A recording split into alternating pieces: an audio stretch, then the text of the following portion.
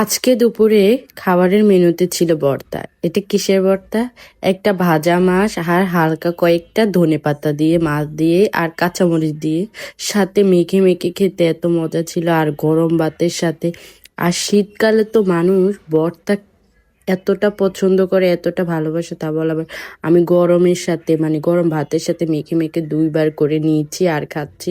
আর সাথে ছিল আমাদের কষা মাংস। কষা মাংস দিয়ে আমি ভাতটা খাবার শেষ করব। এখানে কিছুটা আমি কষা মাংস নিয়েছি, কারণ শীতকালে এইসব কষানো মাংস খেতে এত ভালো লাগে, আলতো আলতো। আর সাথে যদি একটু আলু 2 পিস আর মূলা থাকে, তা তো আর কোনো কথাই নেই। আমার এই পছন্দর খাবার। আমি হালকা একটু মাংস দিয়ে আর একটু 2 পিস আলু আর মূলো দিয়ে খেতে এত মজা ছিল। দুটোই দিয়েছে, খেতে যার যেটা ভালো লাগবে সে সেটা নিতে পারবে। আমার থেকে দুটোই পছন্দ, তাই আমি দুটোই নিয়েছি।